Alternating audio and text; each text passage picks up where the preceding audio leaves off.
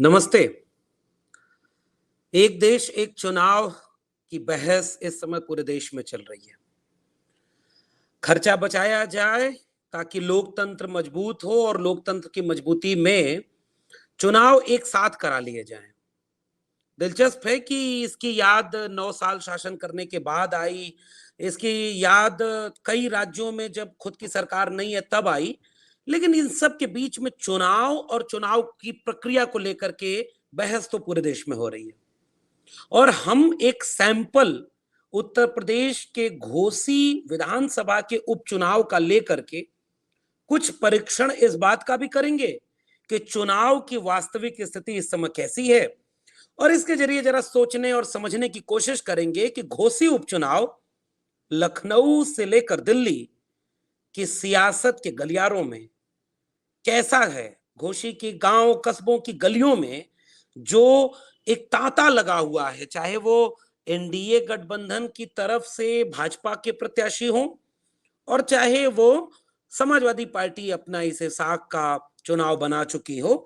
घोसी की गलियां गुलजार हैं। चुनाव थम चुका है, कल वोटिंग हो गई और ऐसे वक्त में उस चुनाव के मायने क्या है, इन दोनों बातों का विश्लेषण आज की बातचीत में करेंगे। एक देश एक चुनाव को लेकर के जो बातचीत हो रही है उसका केंद्रीय तर्क कुछ ठोस रूप से एजेंडा अभी सामने नहीं आया। संसदीय कार्य मंत्री ने कहा जरूर है कि हम बहुत जल्दी एजेंडा पब्लिक डोमेन में रख देंगे, कमेटी हमने बना दी है और फिर संसद सत्र हो रहा है तो लोग कयास लगा रहे हैं कि उसमें कुछ बातचीत होगी।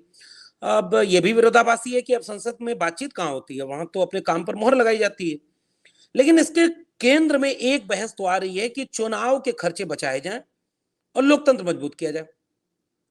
घोसी उपचुनाव में अगर आप चुनाव को केंद्रीय भूमिका में रख करके देखें तो आज की जो खबरें आ रही हैं, अब इसके कई विमर्श हो सकते हैं। खबरें ये आ रही हैं कि रामपुर जैसा माहौल घोसी की मुस्लिम बस्ती में बाकायदे बनाया जा रहा है। दो तरफा रणनीति है घोसी में उपचुनाव के दरमियान। एक तरफ लखनऊ बेचैन था कि ये जो दारा सिंह चौहान कल तक 2022 के चुनाव में समाजवादी पार्टी में गए क्योंकि भाजपा डूब रही थी, सत्ता चाहिए, तो उनको लगा कि भाई समाजवादी पार्टी गठबंधन जीत रहा है और एक माहौल बना था कि पिछड़े लोग बीजेपी छोड़ करके, चाहे वो ओम प्रकाश राजभर हो चाहे दारा सिंह चौहान हो, वो लोग समाजवादी पार्टी में आ रहे हैं। कई वजहों से सरकार नहीं बनी। अब उनके मन में ये लगा कि नहीं भाई, ये पार्टी गलत है, ये सम्मान नहीं देती, ये यहाँ कुछ भी नहीं है, और राजभर चले गए। मंत्री बनना था लेकिन उनके जिम्मे एक इम्तिहान लगा दिया गया। अब निष्ठा देखिए कैसे चेक करती है बीजेपी। निष्ठा इस तरह से चेक करती है कि आपको लिया तो, क्योंकि आपने गाली तो दी थी बहुत सारी, आपने जूते साफ करने की बात कही थी कि जो ओबीसी जाता है बीजेपी में वो जूते साफ करता है।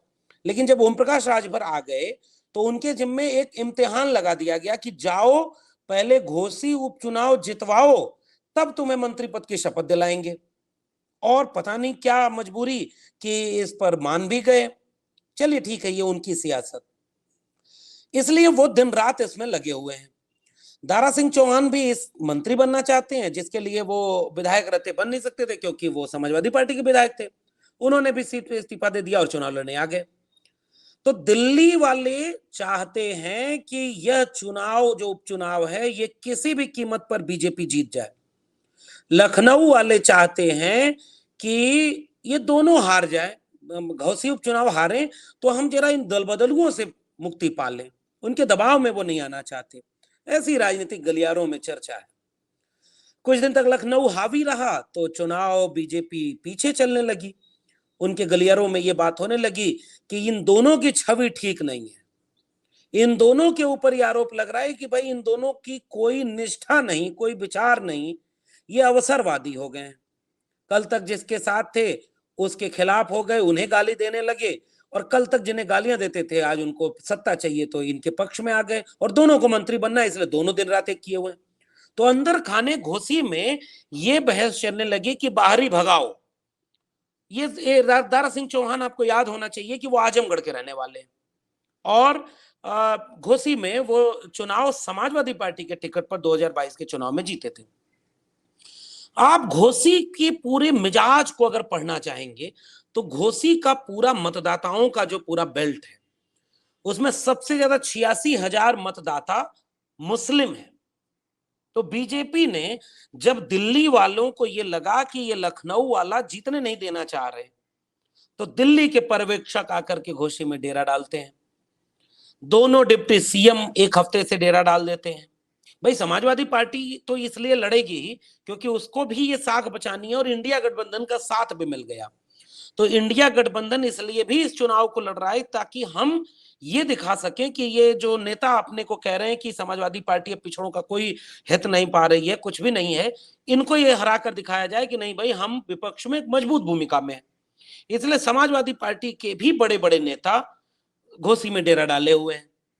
खुद अखिलेश यादव राष्ट्रीय अध्यक्ष समाजवादी पार्टी, उन्होंने भी घोसी उपचुनाव में रैली की और बड़ी शानदार अपने ढंग से अपनी महत्वपूर्ण बातें कही और लोगों को इस बात का दिलासा दिलाया कि इस चुनाव का अर्थ केवल घोसी की जनता के लिए नहीं है, पूरे देश के लिए इसका एक संदेश जाएगा।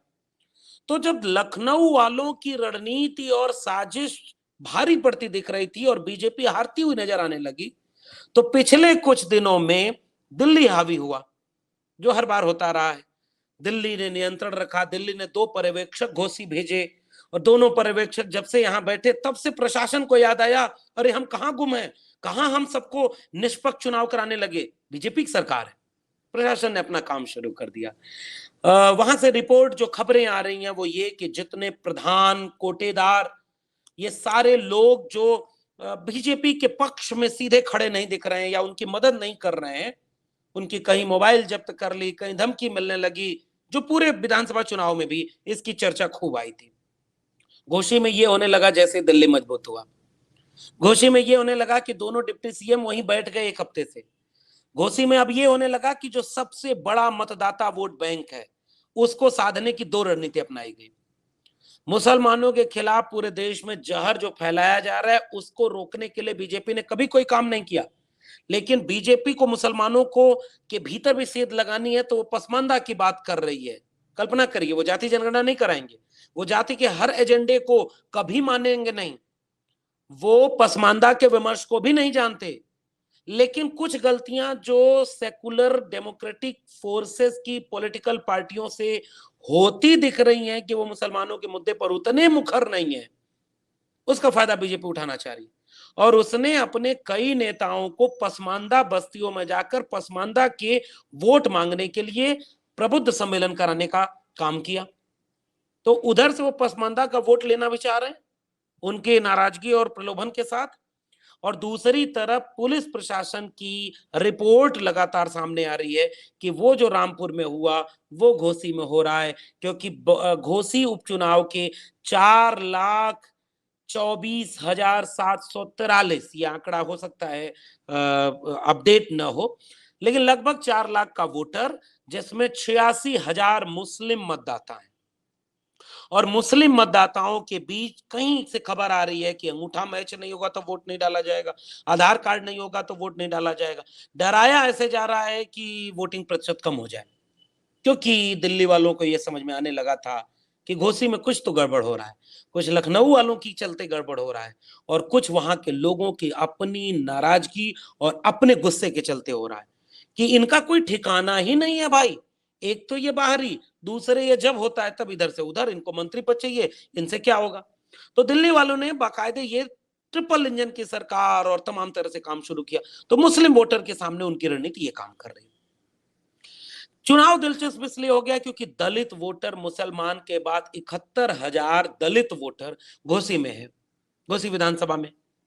बसपा इस बार उपचुनाव नहीं लड़ रही है।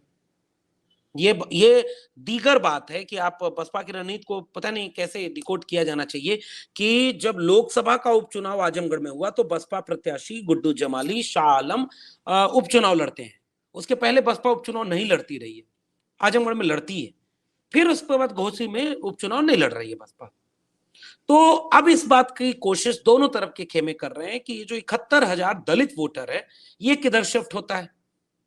अभी का जो आकलन मेरा बता रहा है कि इसमें से लगभग आधा या उससे थोड़ा ज्यादा दलित वोटर समाजवादी पार्टी के प्रत्याशी को वोट देने का मन बना रहा है। उसके मन में एक नाराजगी तो है अति पिछड़ी और दलित जातियों के बीच कि आपने एक अपर कास्ट, आप एक तरफ तो पीडीए की बात कर रहे हैं, लेकिन आपने एक अपर कास्ट यानी राजपूत जाति के प्रत्याशी को आपने खड़ा कर दिया। लेकिन उसको मैनेज करने के लिए समाजवादी पार्टी ये काम कर रही है कि भाई राजपूत तो समाजवादी रहे हैं, वो तो उस तरह से नहीं है, तो एक एक एक चाल समाजवादी पार्टी की तरफ से ये चली जा रही है। दूसरे समाजवादी पार्टी के जो प्रत्याशी हैं उनकी अपनी तमाम छवियों के साथ उनका अपना लोकल एरिया में एक प्रभाव है, जमीनी नेता हैं, थोड़ा बहुत नाराज भी हुए टिकट न मिलने के नाते, और उन्हीं के चलते टिकट उन्हें नहीं मिला जिसको समाजवादी पार्टी ने टिकट दिया और जो अब बीजेपी में जाकर के फिर से बीजेपी के टिकट पर चुनाव लड़ रहे हैं।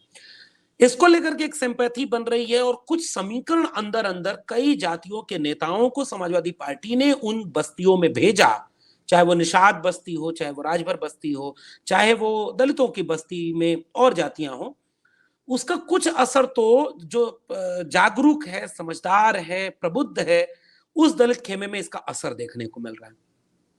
इसलिए कयास ये लगाया जा रहा है कि लगभग आधा वोटर दलितों का आधा आधा वोट बटेगा दोनों तरफ। अगर ऐसा होता है तो ये एनडीए के समीकरण को बिगाड़ सकता है। तीसरा सबसे ज्यादा वोट बैंक जो पब्लिक डोमेन में आंकड़ा है उसके मुताबिक 57,000 यादव वोटर है। यादव वोटर का एक ज्यादा प्रतिशत, पूरा तो नहीं कैसा कहा जा सकता, लेकिन एक बड़ा वोट प्रतिशत समाजवादी पार्टी के प्रत्याशी की तरफ शिफ्ट होता दिख रहा है। राजभर वोट बैंक उसके बाद सबसे बड़ा वोट बैंक है, लगभग 52,000 राजभर है। इसमें कोई दो राय नहीं है कि ओम प्रकाश राजभर ने राजभर के समाज के बीच एक आत्मविश्वास पैदा किया है। राजभर कांशीराम के वारिस के नेता हैं, जमीनी नेता हैं, प्रभाव है अपने समाज पर ओम प्रकाश राजभर का, इसमें कोई दो राय नहीं है। इसलिए अभी भी मेरा मानना यह है कि ज्यादा वोटर जो राजभर का है वो ओम प्रकाश राजभर के कहने पर उनके साथ जाएगा, बीजेपी के साथ जाएगा। मगर अंदर अंदर जो खेल समाजवादी पार्टी ने किया है, उसने कई लोकल राजभर नेताओं को गांव गांव भेज करके ये प्रचारित कराया कि ये समाज के हैं या अपने लिए ऐसा कर रहे हैं, और ये विमर्श धीरे धीरे थोड़ा ही सही डेंट किया है राजभर वोट बैंक में। और इस डेंट का प्रभाव ये देखने को मिला कि कल एक वीडियो सामने आई जिसमें ओम प्रकाश राजभर नाराज होते हुए कह रहे हैं कि भाई हम तो इतना सब कुछ दांव पर लगा गए राजभर समाज के लोगों, आप लोगों के कहने पर, और 60 लोगों का मेंबर बनाने के लिए हमें एक सूची मांगी थी और आपके पास 60 लोग नहीं है, तो आप कैसे हमें मजबूत करोगे, कैसे चुनाव जीतोगे। वो वीडियो, उसके पहले एक वीडियो आई कि लोग उनसे नाराज हो रहे थे कि भाई आपको तो पिछली बार आपके कहने पर वोट दिया था हमने, आपका तो कोई भरोसा ही नहीं, आप कब इधर हैं कब उधर हैं, जिसको गाली देते हैं उसी के साथ। तो इसने थोड़ा सा डेंट किया है, और ये डेंट अगर 10 से 15%, 20% भी हुआ राजभर वोटों में, तो ये समाजवादी पार्टी के पास एक एडिशनल वोट बैंक बचेगा जो पिछली बार इनके साथ था। इस बार तो राजभर का एक बड़ा चंक अभी भी एनडीए की तरफ जा सकता है, लेकिन इसमें भी डेंट हुआ है। ऐसा नहीं है कि वो राजभर के ओम प्रकाश राजभर के कहने पे पूरी तरह उधर जा रहा है। एक ये समीकरण। क्षत्रिय वोट बैंक 46% है, और क्षत्रिय इस बार थोड़े 10% 15% क्षत्रिय जो योगी आदित्यनाथ को अजय सिंह मानते हैं उधर जा सकते हैं, और इसका भी ये कयास लगाया जा रहा है कि से 20% भी अगर शिफ्ट वो उधर हुआ तो भी 75 से 80% वोटर सुधाकर सिंह की तरफ खड़ा होकर के वो समाजवादी पार्टी को वोट देने को तैयार है। राजपूत के बाद 13,000 वोट निषाद का है, और संजय निषाद का एक बयान आया कि मंच पर राजभर जी के सामने हमारे अपमान हो जाता है और कुछ खटपट चलती रहती है।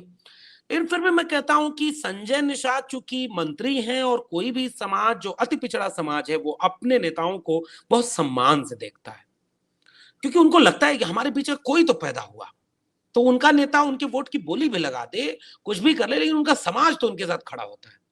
ये चाहे निषाद के साथ हो, चाहे राजभर के साथ हो, और ये किसी भी समाज के लिए अच्छा है कि वो उनके बीच की लीडरशिप पैदा हो रही है।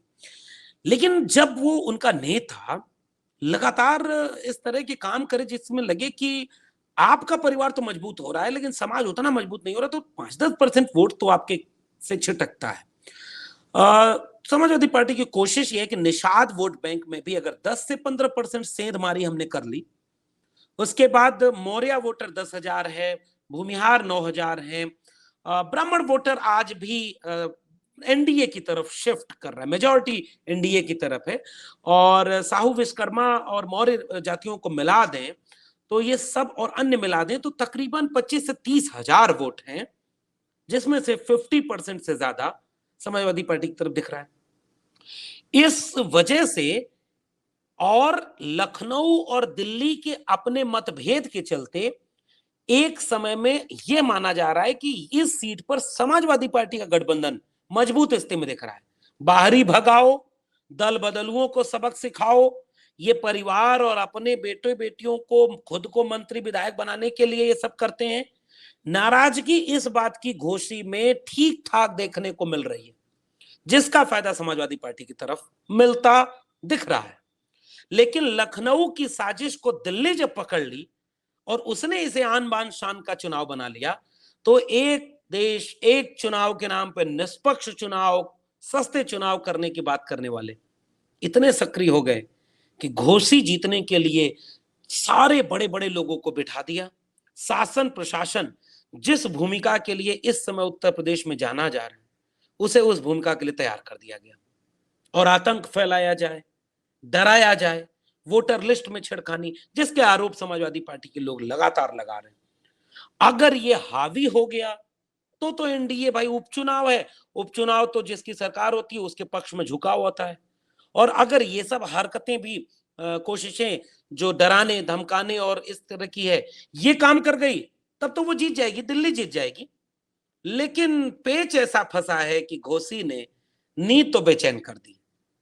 और घोसी उपचुनाव ये बात दिखा रहा है कि आपके सामने जो पूरा इसका समीकरण है, चाहे यहां पर 5 बार भारतीय कम्युनिस्ट पार्टी, एक जमाने में कम्युनिस्ट आंदोलन का गढ़ रहा, लोक दल, जनता दल, जनता पार्टी, कम्युनिस्ट पार्टी और पूर्वांचल का ये इलाका हमेशा एक प्रगतिशील दृष्टिकोण से माना जाता है, और वो पूरी बेल्ट और पूर्वांचल से होते हुए वो आजमगढ़ तक उसका असर दिखता है।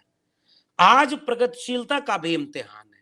ये ठीक बात है कि फागू चौहान जैसे लोग और दारा सिंह चौहान का अपनी चौहान बस्ती और चौहान जाति के बीच एक दखल है, वो एक उनके बड़े नेता माने जाते हैं। दारा सिंह चौहान वैसे भी बड़े नेता हैं, लेकिन इस चुनाव ने उनको डेंट किया है कि भाई आप करते क्या हो। तो ये जो सुधाकर सिंह थे 16वीं विधानसभा में 2012 से 17 तक जो समाजवादी पार्टी के विधायक रह चुके हैं, उनको हराया फागू चौहान ने। और फागू चौहान के फिर प्रमोशन मिल जाने पर जो विजय राजभर जीते थे 19 से 22 तक जो विधायक रहे, वो हारे थे दारा सिंह चौहान और समाजवादी पार्टी के सिंबल के चुनाव पर। तो इस आंतरिक समीकरण ने घोसी के चुनाव को बेहद दिलचस्प बना दिया। समाजवादी पार्टी गठबंधन इसे हर हाल में जीत करके इंडिया के जीतने की एक पृष्ठभूमि बनाकर इस बात के लिए कोशिश में लगा है कि घोसी का संदेश लखनऊ ही नहीं दिल्ली को प्रभावित करेगा, दिल्ली की राजनीति को बेचैन करेगा, उत्तर प्रदेश की राजनीति को बदलने का काम करेगा। और वहीं लखनऊ हराना चाह रहा है, दिल्ली जिताना चाह रहा है, यह भी तो कुछ संकेत कर रहा है कि भीतर भीतर बहुत कुछ बदल रहा है। देखते हैं ये चुनाव किस दिशा में जाता है, मगर इस चुनाव पर नजर बनाए रखिएगा, ये आपको बहुत कुछ समझने में मदद करेगा। आपको बातचीत कैसी लगी नीचे कमेंट बॉक्स में जरूर बताइएगा, अपनी टिप्पणी साझा करिए। फिर मिलते हैं किसी और विश्लेषण के साथ, तब तक के लिए बहुत बहुत धन्यवाद।